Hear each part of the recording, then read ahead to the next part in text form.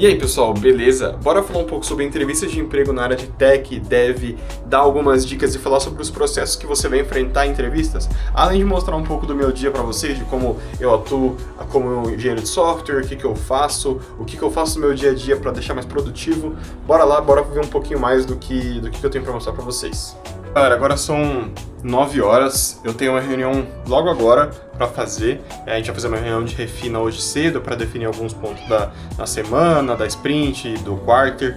A gente vai falar um pouco sobre as evoluções das coisas que a gente está criando e tudo mais. E aí logo depois disso eu vou voltar um pouco de código, que eu preciso terminar algumas coisas que a gente está encerrando a sprint também. Hoje é quinta-feira, amanhã é sexta, é o dia de review também. O último daily que eu gravei, o último POV que eu gravei também foi na quinta, então vai ser mais um na quinta, mas hoje vai ser praticamente código e trabalho muito. Então eu vou voltar pro código agora, vou terminar alguns mapeamentos, enviar para os back-enders, né, porque a gente está construindo interações entre as telas. E aí, pós isso, logo pouco antes do almoço eu tenho fisioterapia, né, eu tô machucado do meu joelho, então eu vou pra fisioterapia. Na fisioterapia lá eu vou ver alguns vídeos que eu tenho selecionados em questão de programação, algumas coisas de carreira, e aí depois eu volto e poder falar também sobre carreira, evolução e muita coisa bacana pra vocês.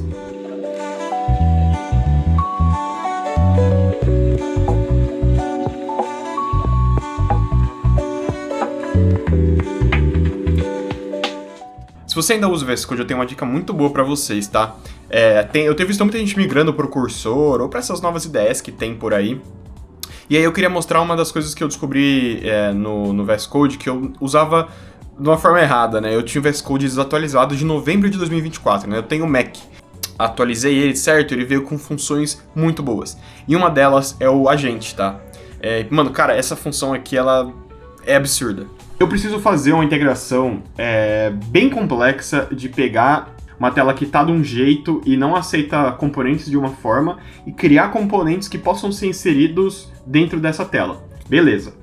Eu dei o contexto pro agente aqui, eu mandei o prompt, mandei os arquivos que talvez ele precisaria iterar, e aí ele começa a fazer um estudo, tanto que tem aqui, ó, estudando Codebase de 61 resultados.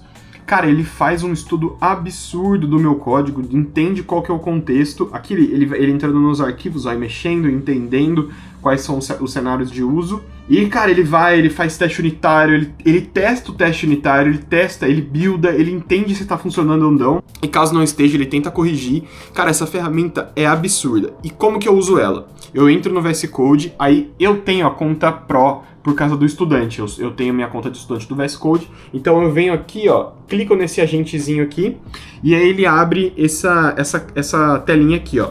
E aí aqui eu venho e seleciono Cloud Sonnet 4 e seleciono o modo agente, tá? E aí eu faço o meu prompt. Eu tenho gostado muito de trabalhar com o Cloud Sonnet 4, ele tem sido muito bom, respostas precisas, boas. É novo, tá? O Cloud Sonnet 4 acho que foi lançado faz uma semana pro VS Code, esse vídeo é dia 29 de maio, faz uma semana mais ou menos que o Sonnet 4 lançou, e cara, tem sido muito bom. Se você não utiliza o Copilot ainda no seu dia a dia, não perde tempo, cara. O Copilot é maravilhoso.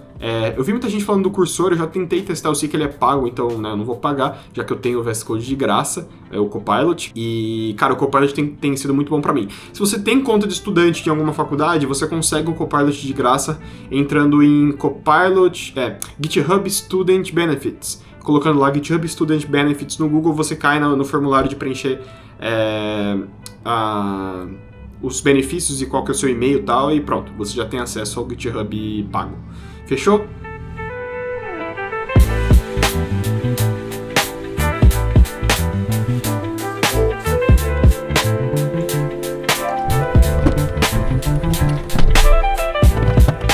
Bora falar um pouquinho sobre processos seletivos e como você pode melhorar como um profissional e se destacar mais em processos seletivos de tech.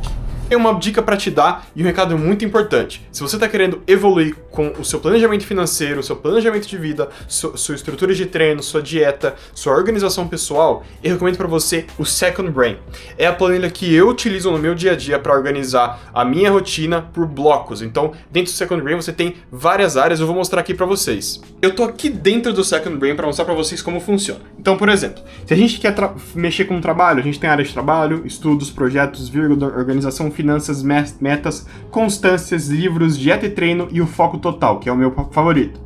Então aqui a gente tem um sumário de horário, clima, dependendo da sua cidade. Eu te ensino a como mudar isso aqui, tudo no curso do template, tá? E aqui você tem a parte de organização, que é linkada com a sua parte de organização. Então, por exemplo, na parte de estudos aqui, eu tenho a minha parte de faculdade. Então aqui eu tenho toda uma organização de carga horária, de to-do list. Eu consigo organizar as minhas matérias aqui, para eu poder ter, dentro de cada uma, eu tenho a organização delas. Além disso, eu também tenho a minha organização de trabalho, eu tenho a minha organização de treinos aqui também. Então, eu tenho aqui os meus treinos A, B e C e aqui as partes da minha dieta.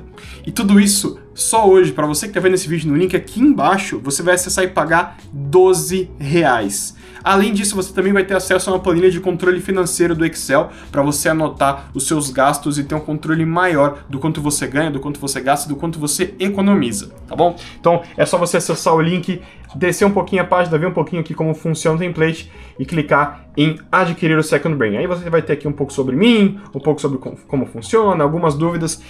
E, cara, eu espero que você tenha acesso e utilize isso aqui para mudar a sua vida, porque eu utilizo desde 2019 esse template, então não perca tempo e adquira agora o seu Second Brain. Sobre o processo seletivo, como que funciona? Então, o processo seletivo ele é dividido em várias etapas, tá? Ele tem a primeira etapa que normalmente é uma primeira pré-seleção. Então, quando você envia o seu currículo, ele vai ser pré-selecionado por um robô ou por uma pessoa. Então, essa pré-seleção é importante que o seu currículo, como eu comentei, esteja de acordo com boas notas de ATS e tudo mais. E aí, se você passar, você pode ser chamado para um screening. O screening, normalmente, ele é a primeira entrevista com RH.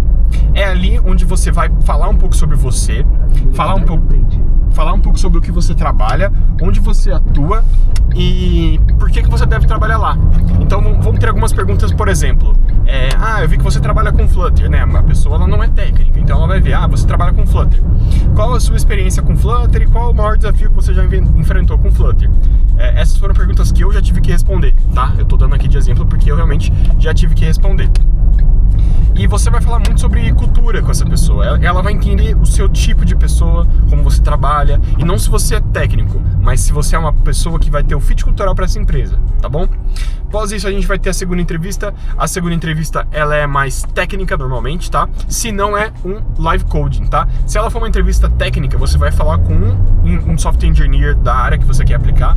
Vou dar um exemplo. Estou aplicando para uma vaga C# back-end. Então, quando eu for fazer essa segunda entrevista, provavelmente eu vou estar fazendo com um engenheiro de software sênior de .NET.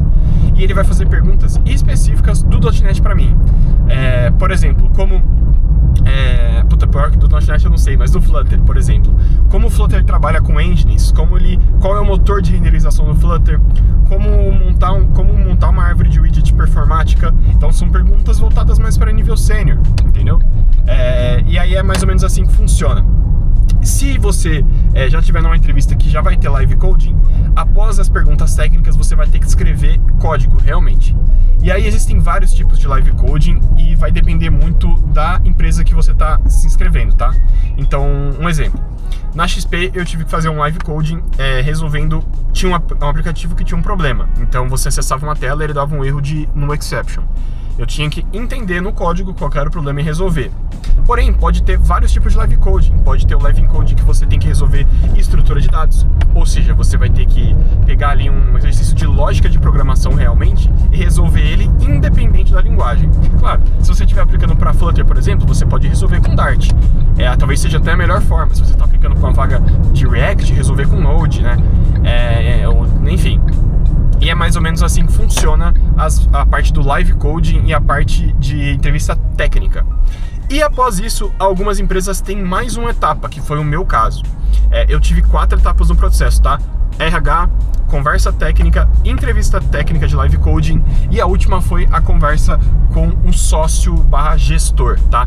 Essa conversa com o sócio eu conversei com o head de Machine Learning da XP, acho que era Fernando, um cara muito gente boa. Foi uma conversa muito legal onde eu pude perguntar. E aí vai uma dica, cara, pergunta muito. Quanto mais perguntas você fizer, mais eles vão perceber que você está interessado, você pesquisou, você entendeu do negócio e você quer fazer parte, tá bom? Eu perguntei muita coisa sobre o dia a dia, com quem eu trabalharia, o que eu precisaria estudar, quais eram as ferramentas que eles utilizavam de Machine Learning, como é que funcionava a parte de Machine Learning da XP. E eu senti que o cara gostou muito de mim. E aí, após essa conversa, eu tive a minha proposta. Então, vamos dizer que foram 5 etapas, a quinta já foi a proposta. E na proposta, eles mostram um pouco sobre como é que é a proposta, como é que funciona o dia a dia da XP, qual vai ser minha função, meus salários, benefícios, e aí eu posso responder com sim ou não.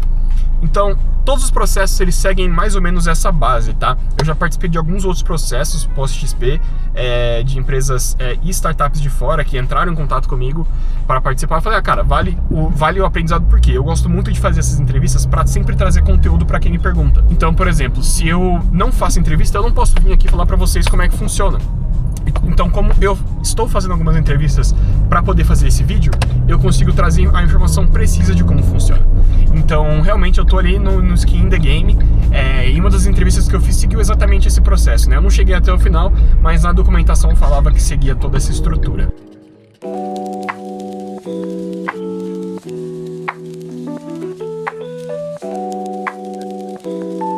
Bom, e agora que eu terminei o que eu tinha que fazer em relação ao que eu tava com problema, e agora tá rodando alguns testes ali, tá rodando também algumas coisas com o Copilot aqui pra ver se ele consegue me ajudar. Eu quero dar uma descansada porque eu tô com a cabeça nisso aqui faz um tempo, depois eu vou voltar pra pegar outra coisa que eu ainda preciso terminar hoje e começar a review também, então hoje é dia de fazer review. Aí fazendo isso aqui, daqui a pouco eu devo descer pra comer, tomar um pré-treino, vou pra academia, volto. E aí eu vou falar com o meu sócio pra gente continuar o aplicativo de casal que a gente tem pra fazer. Tá nos processos finais, eu queria entregar até o final de maio, então tem aí mais uns 2, 3 dias pra eu correr atrás de conseguir mandar essa revisão, aprovar e a gente conseguir testar e ter um aplicativo funcionando lá pros Dias dos Namorados, que aí ia ser, cara, sensacional a gente conseguir lançar isso aí e ia estourar de vender com certeza. Então essa é a estratégia que a gente tá querendo adotar. Temos 20 dias praticamente até o Dia dos Namorados. Não, minto, temos 14 dias até o Dia dos Namorados, então são 14 dias de programação intensivas. Cheguei de noite agora, eu praticamente programei e tive alguns pair programs durante a tarde e até agora 6 horas. Resolvi em partes o que eu tinha pra fazer, ainda tem bastante coisa pra fazer. Deixa eu tirar aqui pra ficar branco, pra ficar melhor. Tem bastante coisa pra fazer. Eu vou ter que tentar trabalhar um pouco mais tarde hoje, antes de ir na academia. Então eu vou fazer mais meia hora, 40 minutos de trabalho, vou pra academia e volto para mexer com outro aplicativo. E aí amanhã a gente tem review e tem um pouquinho mais tempo da sprint para poder entregar, porque a gente fecha releases toda semana, a gente fecha release todo domingo de manhã. Então tudo que entrar na main até sexta-feira sobe na release da semana. E eu queria muito tentar subir isso aqui nessa release. Caso não der certo, não vai pra próxima. Mas eu queria muito poder ter uma entrega efetiva e com qualidade.